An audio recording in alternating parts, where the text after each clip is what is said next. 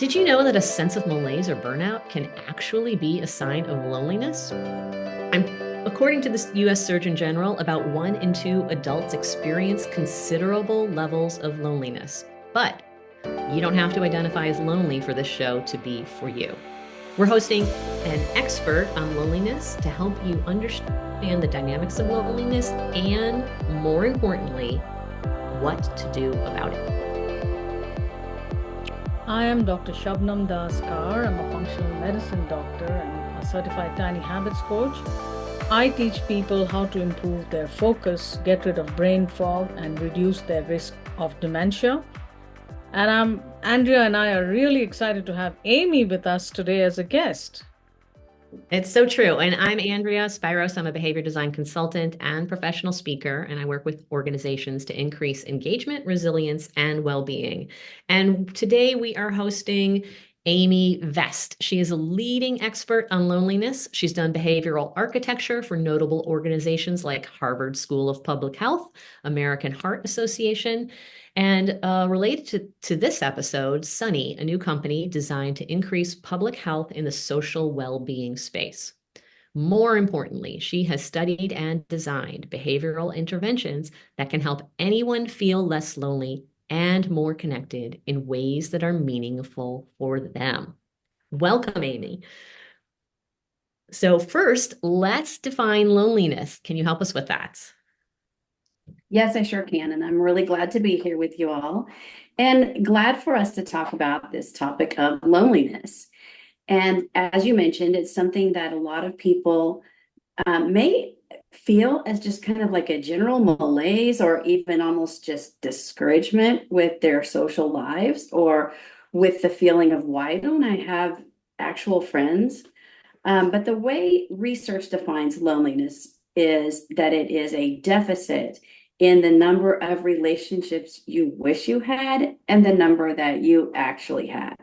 So when it's defined like that, it really can vary across the spectrum according to how you were raised, what you think is normal, and what you actually want for your life, and almost what some would call a social set point, what you feel is the right amount of social that doesn't drain you and somewhat energizes you for going forward.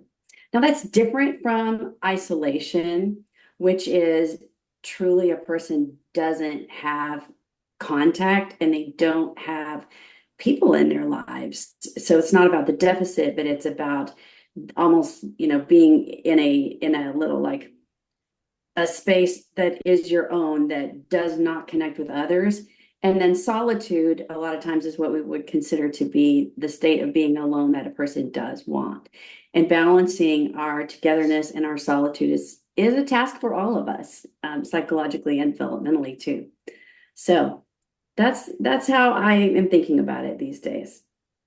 And I think that's a super helpful way for you, the listener, to start to think about loneliness. I think a lot of people out there think of it as this feeling that may or may not end, and that's not necessarily empowering. And the way you've described it is basically a mismatch oftentimes between I want more connection and I don't have either people or time or some other as much connection. And so if you're out there listening, think about in those terms, and we're going to get practical on what we can do. Now, a lot of people do think about loneliness as this feeling that just kind of is going to come and go, but there are some things that actually impact loneliness, some life circumstances, things like that. Can you talk a little bit more about that? Yes, definitely. So, to you, listener, I would love for you to just take a moment and think about what is the social time in your life when you felt most connected and most comfortable in your social life. And think about the amount of activity, think about the quality and depth of your relationships that you had, think about the stability and your sense of safety that you had. All of those are factors in whether or not you feel lonely. And you can become lonely even just because you're so professional that you get so many people asking you to do so many things that you end up finding yourself in like a workspace where that's almost all you're doing. But as you think about your personal arc of connectedness and loneliness, think about now the times that you have felt most lonely and most disconnected.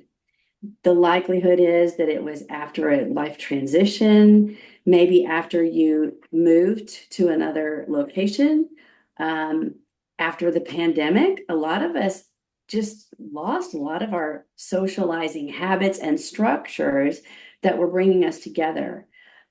Think about, changing jobs, anything that causes you to need to completely change your social environment is a likely time for being lonely.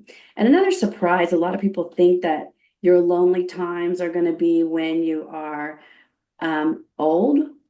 And a lot of times, good news for some of us who might be aging, it is not necessarily true. A lot of people are actually quite happy with their social relationships as they get advanced in age. It is not an elderly problem. And in fact, Gen Z is one of our most lonely groups. But if you think about it in terms of transition and what I would call social set point, there is that is maybe to be expected. There are shifts in how we develop our self-image now in the digital age as to what we would have done before then. So a lot is in flux in terms of where do I fit? How many friends should I have? How many friends do other people seem to have? And then my transitions, whether I'm in high school, going to college, going to adulthood and the workplace, it is a time with a lot of transition. So in some ways that's to be expected. But we do see normal, predictable, and expected phases of loneliness. And it is helpful to think of them as a phase, and that there are preventative things that you can do when you know one is upcoming.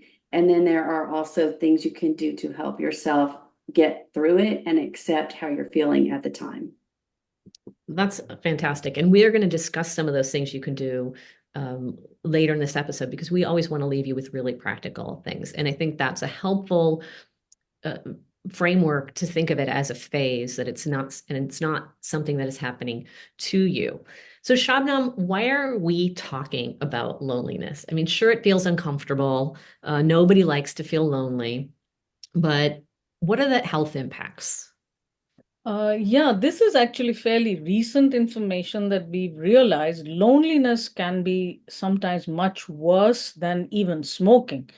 All of us know smoking is bad for our health, but loneliness has been shown to be a bigger driver of dementia risk, increased heart disease risk, mood disorders, all the chronic diseases that we are dealing with.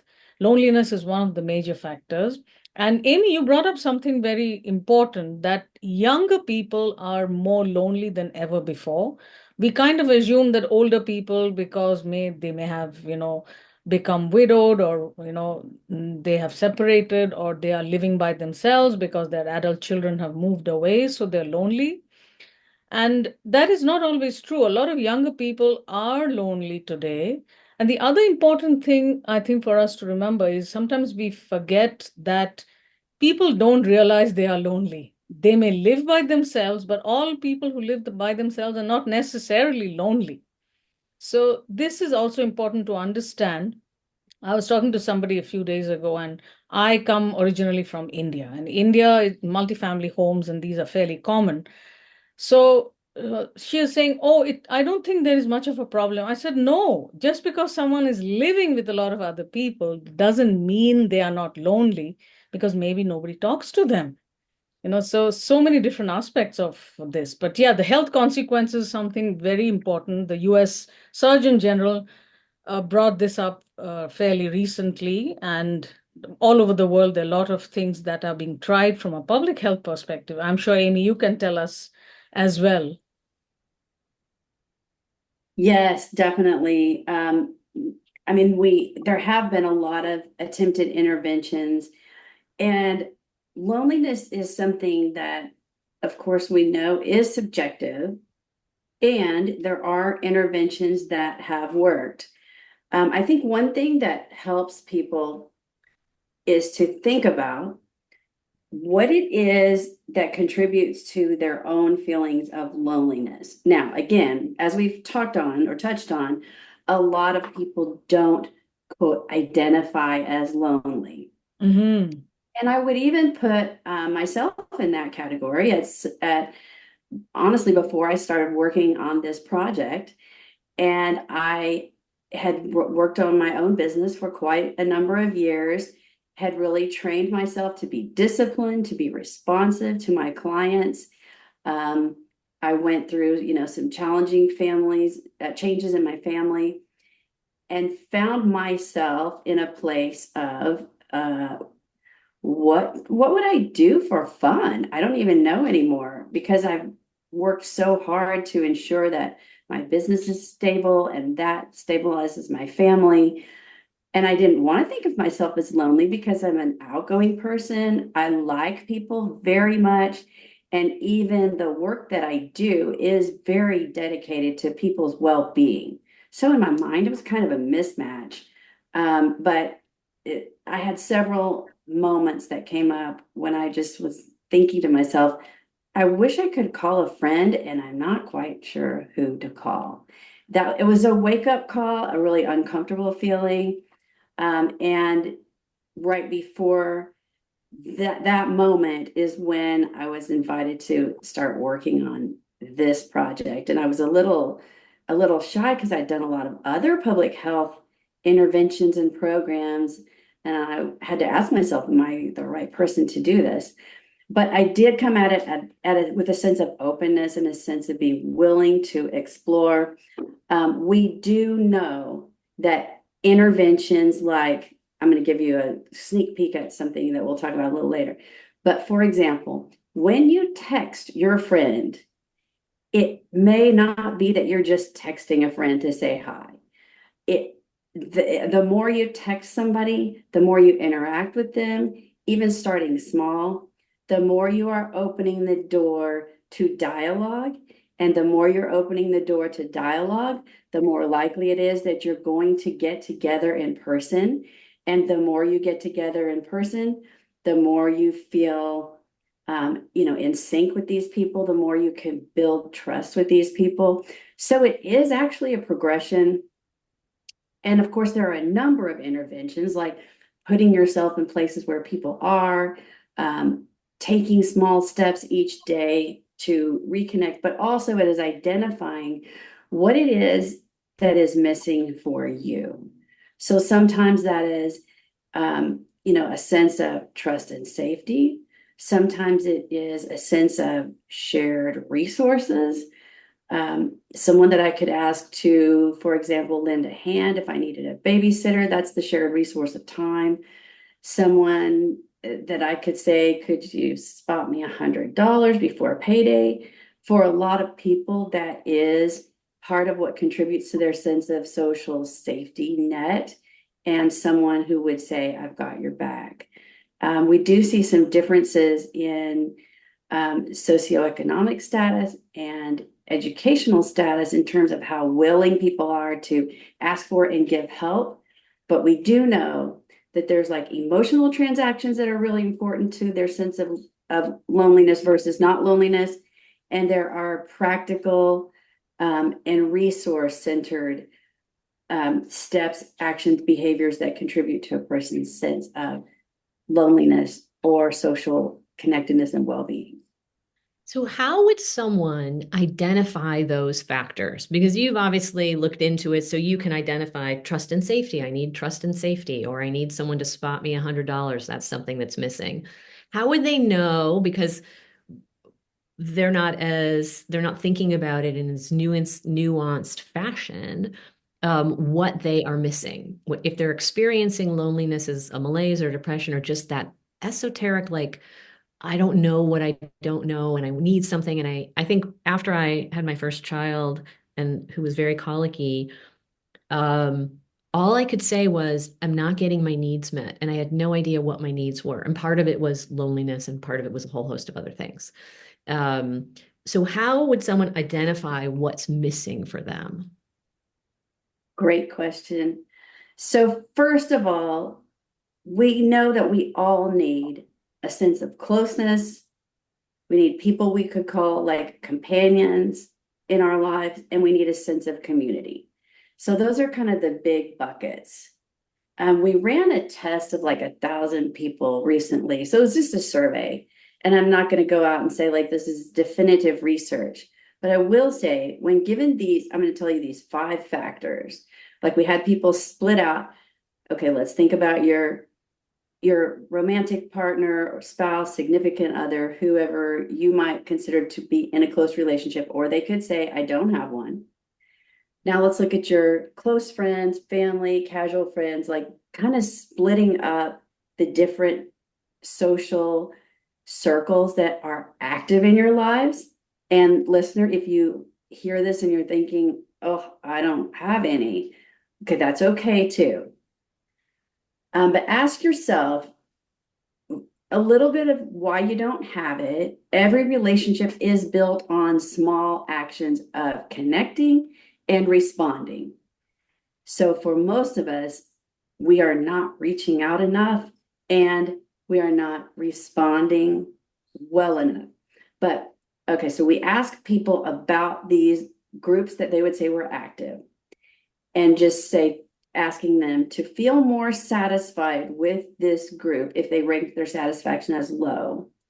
I would need more. I'm going to tell you these 5 things.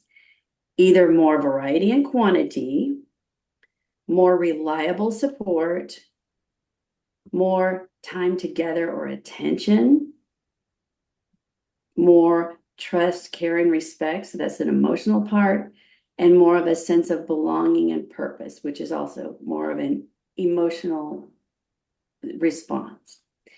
And people found that they could, once they separated it into groups, so they couldn't look at their whole network as, the 700 people that I know their names of and say what they needed more of. But if you said, okay, let's think about your close friends, and now think about this short list. Are these needs getting met, or is there something you need more of? With these 5 factors, everybody said it was really easy for them to know what they were either missing or what they had in those groups. So I thought that was really interesting. We've been working on some little inventory things that people can take to help them see where their needs are and where they might benefit from having some more clarity, and where they might want to focus on strengthening or evolving or even starting over if that's what they need to do. Nice. And I think that is such a helpful framework for people. So action steps here, listeners. Number one, think about if you have a significant other or your household family unit, whoever you're immediately with, roommates, and then think of your close friends near and far. And then once you've identified those, think about how you can feel more satisfied with that group with the 5 factors that Amy outlined. And then you'll have a much clearer picture of some action steps that you might need to take for decreasing your loneliness and having a little bit more meaning. And even if that does mean starting over, but there's always a place you can start, which is the good news, right? That's right. Yep, you can start wherever you are. That is really good news. And research shows across the board that it doesn't matter what age you are, doesn't matter if you're 85 years old, if you want to be more social, and if you will take actions to be more social, you can be more social and you can get the benefits from it. Which is excellent news. I often said that my father, who was in his 80s when he passed, he had a much better, more active social life than I did.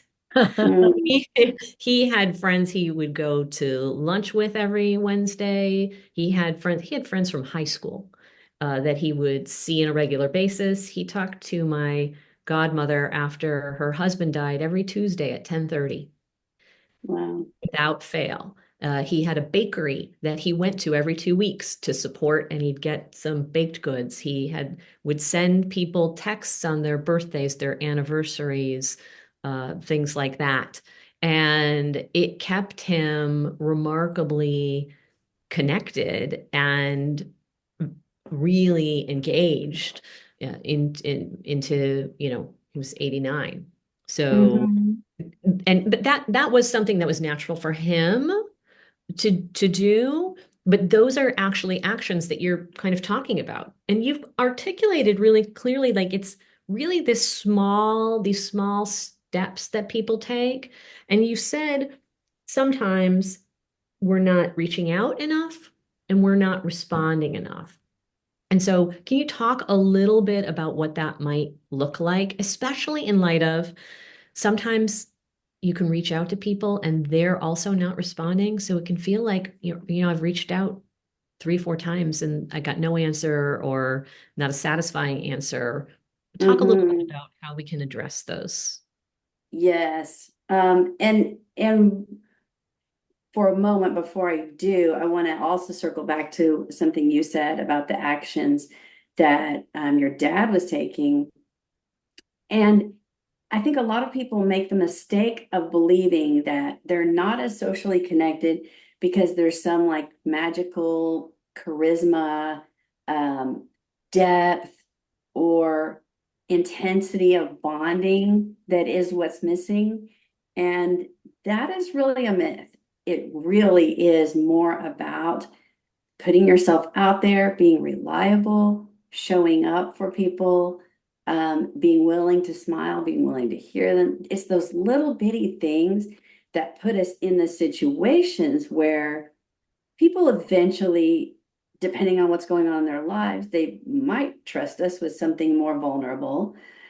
And so, but you have to be present in order to have those moments that people imagine are the moments. What really is the moments are showing up, being someplace regularly, being someone that people can depend on just to say hi, even a lot of those little things.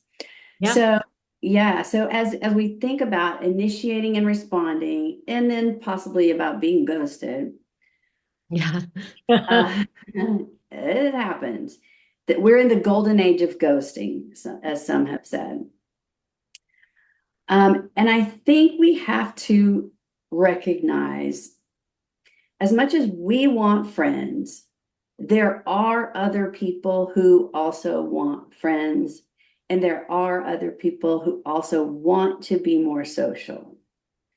And there are also other people who are dejected, who are struggling, who are feeling private.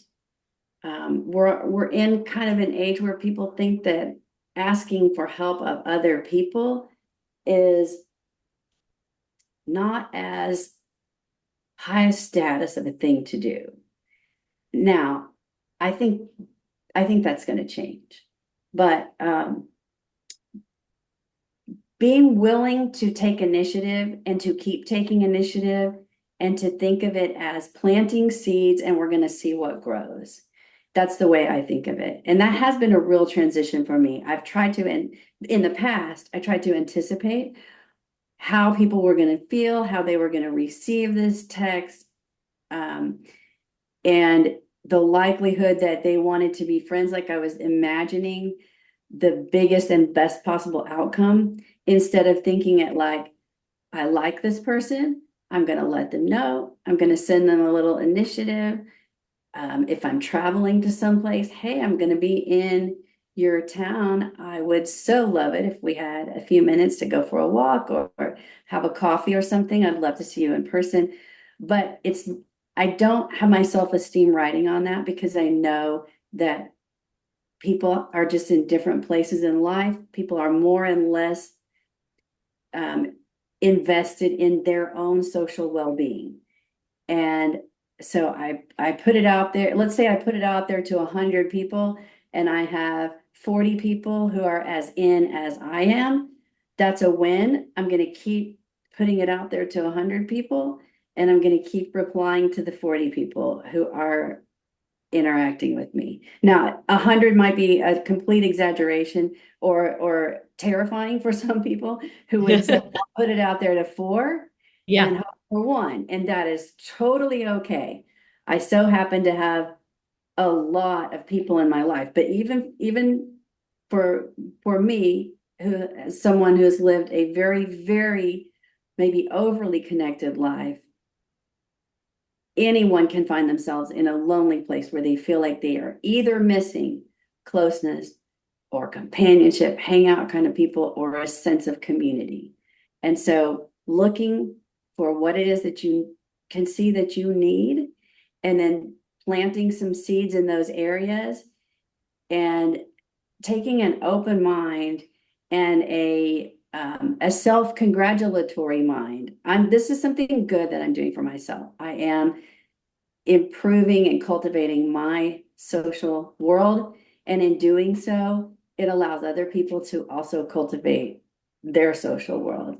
And let's see what happens and who's with me, who wants to do this. I think that experimental mindset and not an all or nothing mindset is really helpful. And I think, just my personal opinion, when people are lonely, you can feel a little more fragile, and rejection can kind of rear its head. Yes. Just Yeah. taking this, what I hear you saying is taking the steps and doing the actions, the smaller actions are what are going to lead to the bigger thing that you want. And just congratulating Exactly. yourself for taking those actions, whether it's just texting for people that you know, even just making a list of the people that you would want to reach out to. Who are the Yeah. people I would like to reach out to, and making that list right now. Here's whoever pops into mind. Or I think you shared this with me, Amy. Take a look at your texts. Yeah, Like Yes. I was right just going to now. say that. Yeah, Mhm. right. Take a look at your texts, and those are the people that you have reached out to recently, probably in your closer inner circle. And then think Mhm. about this is what I did one day after I think you shared that with me, is I realized like, oh, I haven't really connected with some other people who I imagine, were I used to do a lot more with. So Right. then I went to my contacts and I thought, oh, these are some people that I could reach out to text or say, hey, what's happening with you? And I think having Mhm. some um, meaningful things to say. And you don't have to say, hey, what's profound going on. It could be like, hey, how are Exactly. you doing? We haven't Yeah. connected in a while, right? Yes. Andrea, there's something I remember you telling me about your father doing this, where he used to either call or message those people who had maybe a cancer survivorship Yeah. anniversary, or they finished their chemotherapy, or Yeah. I think that, just tell us about that. That I found was so like My, really great. my dad, and I wish I had I I don't have the calendar that he had. He he was so about connecting in community that he would keep track of all the important dates for people, their birthdays. In Greek, we're Greek, so a name day is an important thing, their anniversaries, if their spouse or if their children graduated from someplace there for college, he would do. And if they survived chemotherapy or were cancer free for a number of years, all these milestones in people's lives.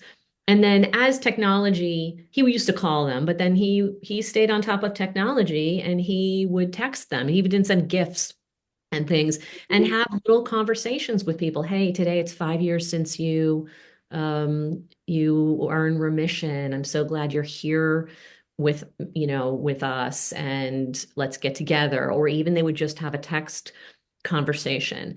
And after he passed, I saw in his phone all these little conversations he'd have with people, and many of those people were newer, but a lot of the people he had known for a long time. And it's easy to take people for granted, but he had built up the skill set, it was a natural skill set for him to find all these points of connection with people. I have a friend who texts a gift every holiday.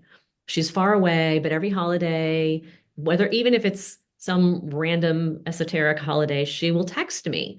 And I think that's her prompt to say, it's a holiday. I'm going to reach out to a wider net of people. And then it's up to me to respond. I can just like her text, or I can take it as a bid for attention, which is like, hey, what's been going on? And then also I could take it to the next level, which is I can just text or reach out to her in between holidays. Like I don't have to wait for her to do that. So those are Totally. some actions people can take that are real practical. Hmm.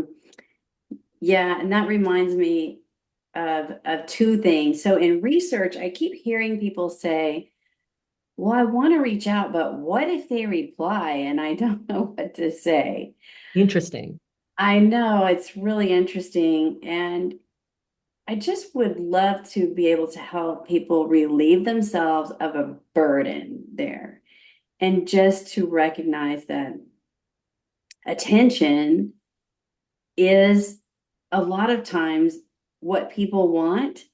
And it just because you texted someone doesn't mean that you are locked into giving them attention for as long as they want it or need it. But you can still, even if you have to drop off or or even keep it short, like, hey, I just had a few minutes, but was so happy to think of you and to hear, that you're hanging in there, that you're making it okay. And, I hope you carry these good thoughts with you today. Like you can still leave things positively, even if you don't have a lot of time. Um, and one story too that I think really illustrates this process so great. And Andy, like what you said about your dad, my dad was similar. He had been in military. He reached out to people on Facebook after he passed away. I found, lots of conversations where he would welcome people back, let them know he's there if they've served a term of service, if they, ever need to just talk to someone who's been through it before. And he'd sponsored a lot of kids to get their international student visa. And so he would reach out, like just saying things like, I always knew you were going to be a superstar, even if there was nothing in particular that they had specifically done, just giving them that support. So it was really heartwarming to see. But thinking of like how people can get in touch with people. So with Sunny, the group that we're working on some support resources for people, I was making a little video and I had an actor with me. And I told the actor, we're going to do these actual things and I hope you'll do them with your actual friends. And she said, well, will you show me? So I said, all right. I said, here's my phone. Look, I'm just going to scroll down to the bottom. I'm going to see who is there and who is there that I like, that I would like to reconnect with. And lo and behold, I had a cousin who was way down at the bottom. I was like, oh my gosh, I haven't talked to him in 4 years. Oh, has it been that long?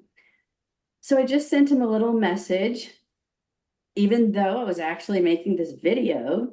Daryl, if you're listening, all the good feels to you. But I sent him a message just saying, I ran across a picture of us the other day and it brought back a lot of happy memories. I hope you're doing really well, which of course is true. And then he ended up texting back, just saying right away, saying, wow, it's so good to hear from you. Yes, it's been a long time, but I also have lots of good memories together. I'm so glad to hear from you. Well, then that's basically the end. But then about 3 days later, he said, so I so happened to have a layover in Dallas. I would love to see you. And, if I was afraid of social or uncertain, I might have thought, this has become real. But I'm just in a good place. And like whatever it is, yes, as much as I can say yes to social. So then he says, actually, I'm going to bring my wife. Could we both come? And then actually it morphed into, how about if we have a cookout at your house? Oh, is it okay if I invite a couple more cousins? Now, to some people, this might feel scary, but I was very welcome for all of it. I was really happy to do it. And then he said, now, isn't it your dad's birthday coming up? I wonder if we could get him there for to celebrate him too. This was all him, all his initiative. He was making these calls and stuff. We just provided the backyard. And it was during the pandemic. So he invited my dad. And it still was all just, casual. Yes, great. That'd be great. So mom and dad came. And then 3 weeks later, my dad passed away unexpectedly. But because we had taken the little bitty steps of just being in connection with each other and getting together and seeing and communicating and giving that support that just happens by you just so happen to be in the same space with each other and share the memories, it very much changed the way I experienced support from my family on after my dad's passing. And that I think that little story right there illustrates something so important. And that is one, that these little moments do matter. The little moments are what bring us together. And bringing us together is what gives us a sense of social safety and a sense of a life well lived, really. And that's one of the big findings of the Harvard study of adult development, which is one of the longest running studies we have had in the United States. And it is that quality relationships is the number one predictor of life satisfaction. Yeah. And even just knowing that, even during the pandemic, which was a time of greater loneliness, we had a backyard, we had an event. He was able to have that affirmation that people wanted to come and be with him. And he didn't know he was sick even at that time, but I was just so glad that we had put some priority on social connectedness at that time. And it is something we all need. And algorithms can give us a lot. They can match us to information that we want. We can have parasocial relationships all day long.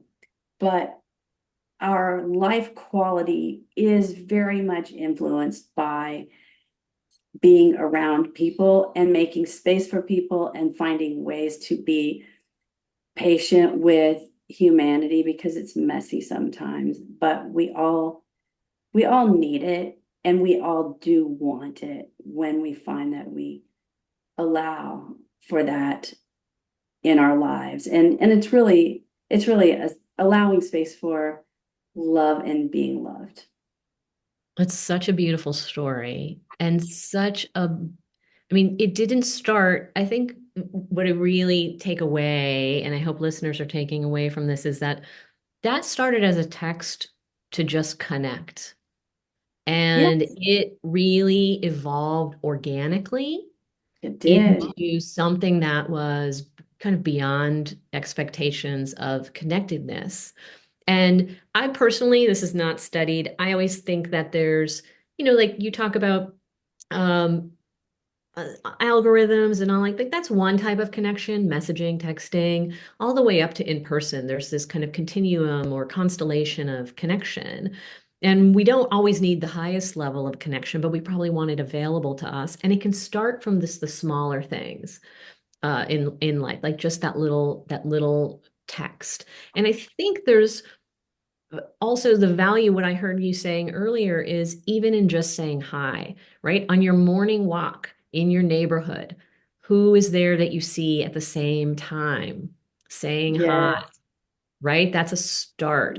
I have a friend who takes a walk in her neighborhood and she started by saying hi, and now she knows everybody, all the dogs, carries treats for them, and has even been invited over to people's houses, right? Even the person at the coffee shop or the store that you frequent, just to say hi and have those interchanges can be buoying to our sense of not being lonely, to being less alone and having a community. Right. That's right. And I think, if I had been trying to seek out some kind of artificial closeness or something, it wouldn't have happened in the same way as just being open and interested and responsive in the moment to whatever comes up, and somewhat even to the needs that arise. I try to, as I'm working on like writing content for Sunny and the platform, and I try to make myself do all the behaviors. There was one day that it was talking about talking to someone that you don't know. And I'm like, well, I really think I just want to see how it feels to me and see what emotional friction I feel doing this. What inside me is saying, don't do it. But my husband had a crew here helping to work on our yard.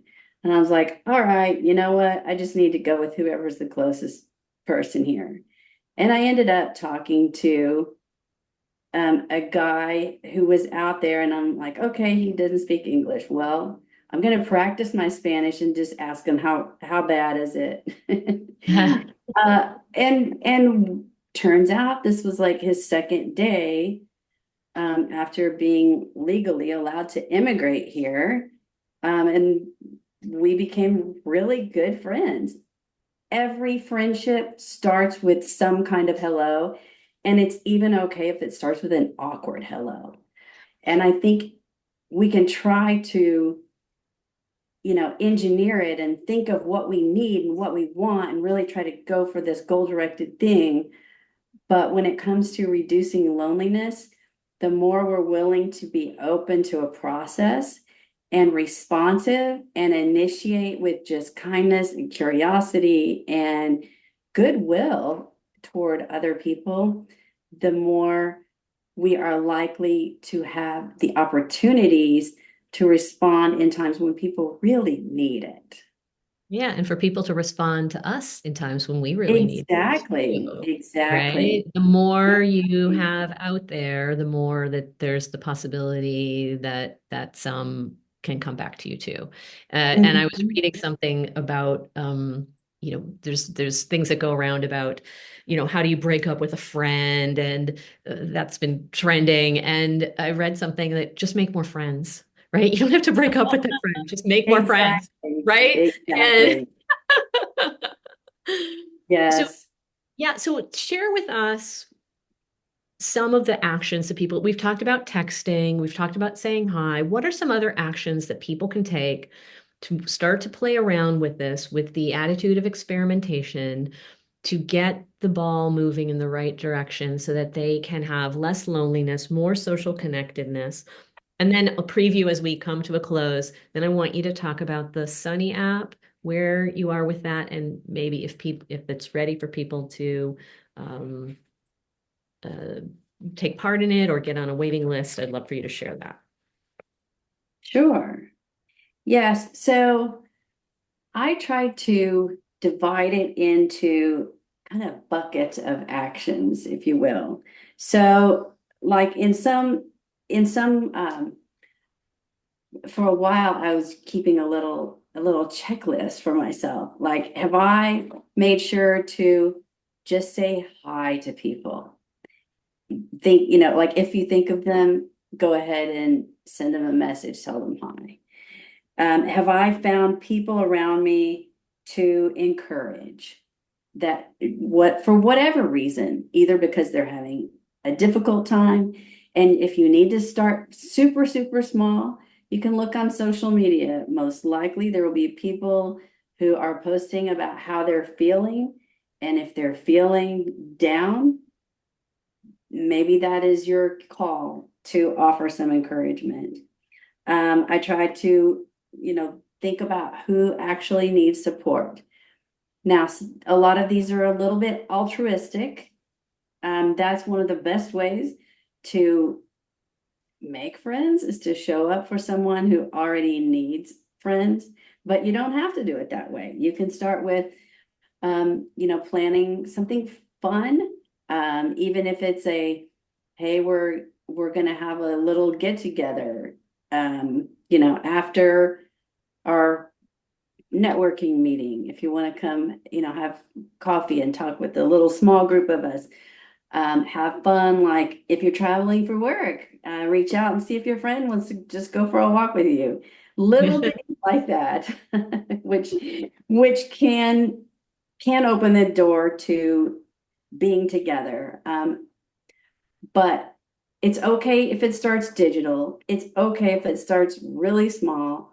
It's okay if it is you offering to help somebody, even if it's someone in need. And that if you feel that the kinds of friendships that you want, like aspirationally, are not the ones that you have, I really encourage you to see, to explore a little bit more deeply on what you have and consider some ways you could reach out and, let's say, find a group.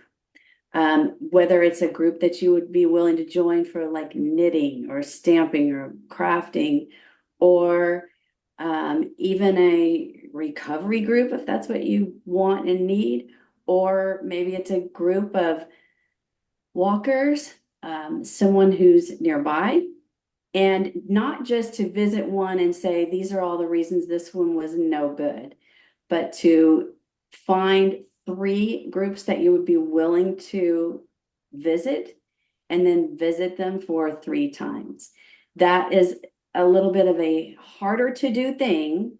You might feel that there's some friction in it, but putting yourself into a social situation, if what you want is more social in your life, those are the things you need to do. If what you want is more closeness, more, um, more of a sense of super tight interpersonal, you need to be willing to do the things that are not so super tight and interpersonal, but also get better at expressing your appreciation, expressing that you value the other person, and helping yourself to take little actions to be a little more vulnerable about how you feel. So, for example, you might say something like, well, I've had a bit of a discouraging week, but I'm really glad to be here with you. And it's okay if we don't focus on that. I'm just letting you know that's the reality of how I've been feeling. But I'm glad to be here with you. What's going on with you? So taking those steps that will allow you to show up as the real you gives permission to other people, if they just want to be there more to support you, or if they want to also share where they are. Those are some good ways to move your closeness along And to it's a so deeper level. it seems too that there's no it stops people from the concept that we have to entertain one another, right? By Yes, sharing something like that, it takes you out of the we have to entertain one another and put on a persona, that we can actually be our real selves and acknowledge that we have real feelings, that we're not all sunshine, roses, lollipops, unicorns, and rainbows all the time. And when we stop performing, we start being present and real, right? very true. And I Talk think to me. also to be, sorry, so also to be comfortable being awkward for a little while, like maybe the other person doesn't respond. It's okay. I mean, not take it personally. I know sometimes it's hard for some people. Oh, I sent her 5 messages and she didn't respond. Maybe she's not feeling like it, you know? 100%. I think being okay with the awkward and telling yourself, I am working to build a more connected world or a more connected life. And, you know, I mean, we just don't know. It Yeah. could be that they're in a really devastating situation. It could be that they don't feel like they can talk about it, but um, They might feel awkward too about responding, Yeah, right? yeah, exactly. yeah. And we don't have to make all these, you know, like what you were referring to, break up with a friend. It doesn't have to be like, hey, if you don't want me to text you, I won't. It, Right. we can we can make it about planting seeds and um, just sending out our good thoughts, well wishes, And sometimes even, even connecting with someone in a way that asks for their opinion or some help. I have someone that I had been friends with a long time ago who I knew was an extreme expert in like Texas medical care for people who did not have resources. And I was trying to help someone. And I didn't want to make it the first thing that I said was reach out and, hey, can I access your brain trust to apply it to this person I'm trying to help? Um, but I thought I really do like him and I really do care about him and still want to be friends with him. So I'm just going to call him and say hi. And then I'm going to keep trying to help this other person. But if we have a warm conversation, there might be a place where I would say, and later sometime if you have time, I might see if you can point me in a good direction to get help for blank and blank. Like it was the need for his input that prompted me, but then I stepped back and thought the sentiment is what I really want to connect with him on because I like him regardless of whether or not he wants to participate in this project type of a thing. And so inviting people to help you in a way that respects whether or not they want to, and in a way that primarily builds on the sentiment that you have for them is another good way to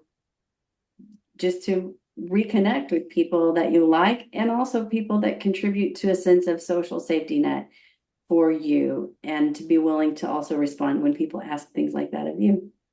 Yeah, and the response part, right, is not only are you doing your part, we've talked a lot about outreach because that's when, but also now respond. See those Yes. texts, see those messages, see those hellos as a big Mm-hmm. attention, as a someone saying, I'd like to connect with you. The Yes. phone call instead of just something that's happening in the middle of your meeting. It's something Right. that you can address later and say, oh, that was a bid for attention. Someone wants to reach out to Yes. me. I'm going to do my part by responding, right? 100%. It is like your gateway to more connection with that person. 100%. If they didn't want some attention from you, they wouldn't have reached out to you with a bid.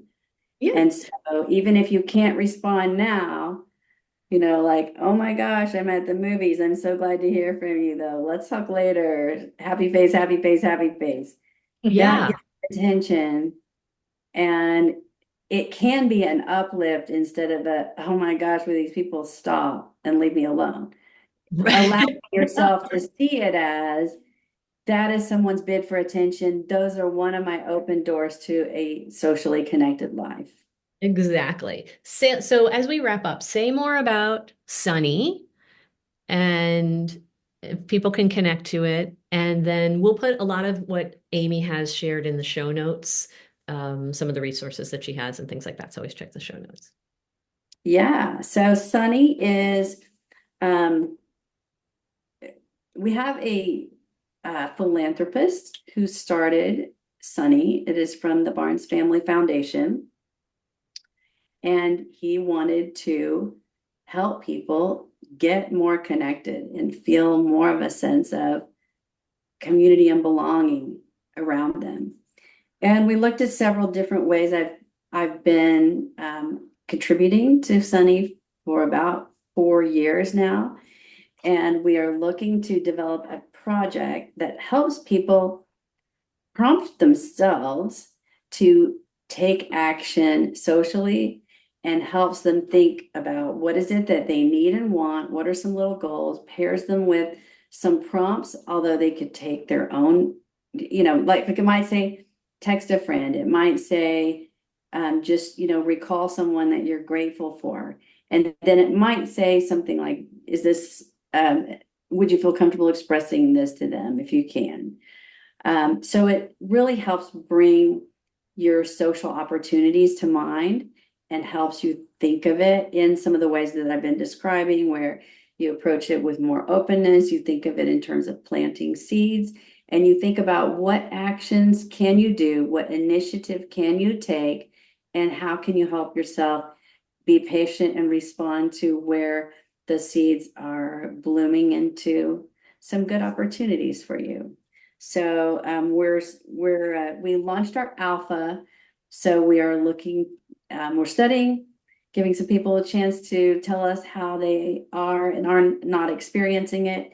It helps you check in with your social energy and helps you match your social energy as well. Knowing that some of us have a lot of social energy because we have a big social life, and we might have a little social energy, but even if you only have a little, you can still do something good with what you have. Excellent. Amy, I want to thank you for being our guest today. Thank you for sharing your wisdom and knowledge. If you're listening, please do all the things like rate, share, subscribe, and check out the show notes. And as always, you can find all the podcasts at drkarr.com/podcast. That's drkarmd.com/podcast. Cheers, everyone.